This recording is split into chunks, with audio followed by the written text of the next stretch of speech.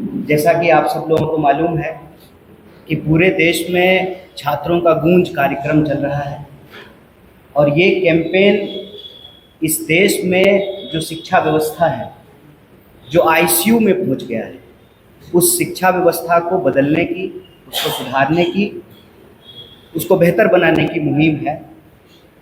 और इस मुहिम के तहत देश के चुने हुए नेता प्रतिपक्ष कोटा, देहरादून और इलाहाबाद के बाद कल पुणे आ रहे हैं।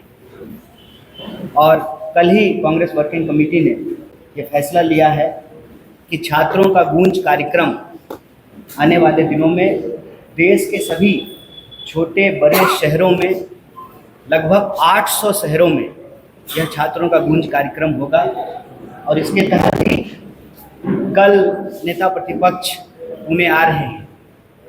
पुणे आने की सबसे बड़ी वजह यह है कि मराठी में एक बात कही जाती है, मुलगी सिकली प्रगति झाली। इस देश में आधुनिक शिक्षा के लिए, लड़कियों की शिक्षा के लिए, महिलाओं की पढ़ाई के लिए सबसे पहला स्कूल अगर कहीं खोला गया तो पुणे में खोला गया। इसीलिए हम कहते हैं कि कल सावित्री की बेटियां आएंगी देश के नेता प्रतिपक्ष से बात करने के लिए। और इस कार्यक्रम का जो लोग विरोध कर रहे हैं, ये वही मानसिकता है जिस मानसिकता के तहत सावित्री बाई के ऊपर गोबर फेंके जाते थे, उनके कपड़े गंदे किए जाते थे, उनके स्कूल में तोड़फोड़ की जाती थी, उनका स्कूल बंद कराया जाता था। ये वही मानसिकता है जिस मानसिकता के चलते आज इस देश की शिक्षा व्यवस्था को तबाह और बर्बाद किया जा रहा है। आप सोच करके देखिए कि जिस देश में हर घंटे 2 नौजवान आत्महत्या करता हो, 2, और जिस देश में हर रोज 25 स्कूल बंद होते हों, यह बात बिल्कुल साफ है कि मौजूदा सरकार मूर्खों की सरकार है। और इनका एक ही नारा है, ना पढ़े हैं ना पढ़ने देंगे।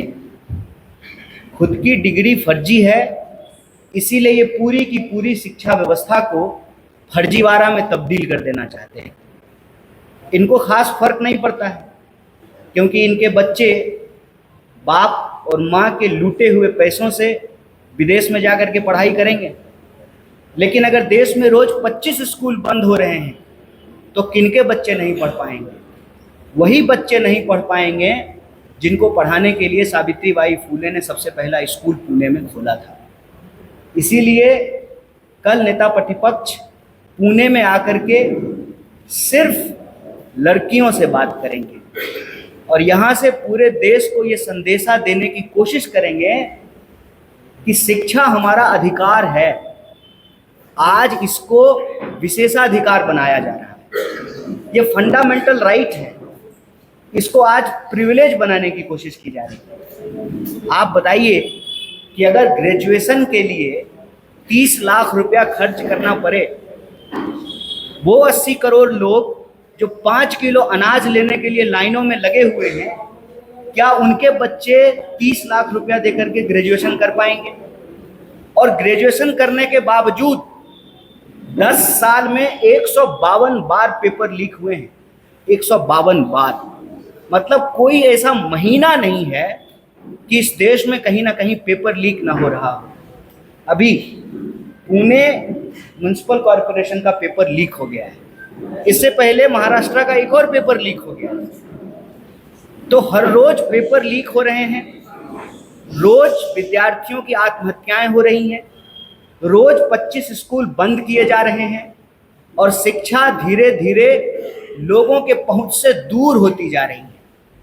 हम ये नहीं कहते हैं कि निजी स्कूल नहीं होना चाहिए, होना चाहिए, लेकिन सरकारी स्कूल होना जरूरी है।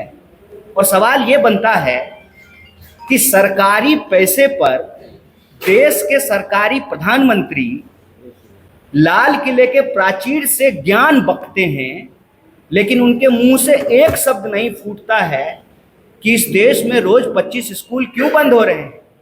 और सिर्फ स्कूल नहीं बंद हो रहे हैं, सैकड़ों इंजीनियरिंग कॉलेज बंद हो गए, स्थिति ये है कि आंख फोड़कर पढ़ाई करने के बावजूद, महंगी पढ़ाई करने के बावजूद, लाखों रुपया कोचिंग और ट्यूशन पे खर्च करने के बावजूद, आईआईटी जैसे इंस्टीट्यूशन में एडमिशन हो जाने के बावजूद भी आज जॉब की कोई गारंटी नहीं है।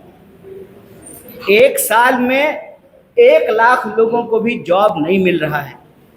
आईआईटी से जो ग्रेजुएट हैं उनको कैंपस प्लेसमेंट नहीं मिल रहा है। तो आप अंदाजा लगाइए कि इस देश की शिक्षा व्यवस्था को कहां पहुंचा दिया गया है।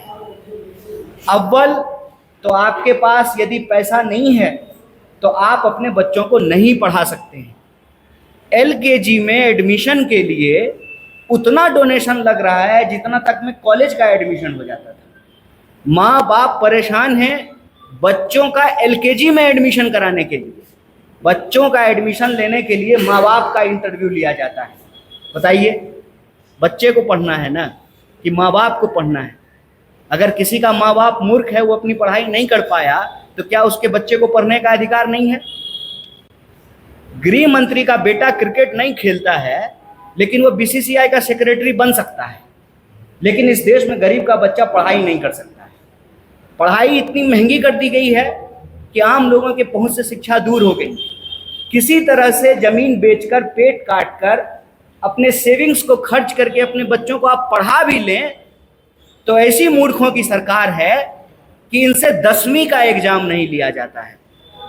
10वीं का सीबीएसई के इस बार के पेपर में ऑन स्क्रीन मार्किंग के चलते जो पास थे उसको फेल कर दिया, जो फेल थे उसको पास कर दिया।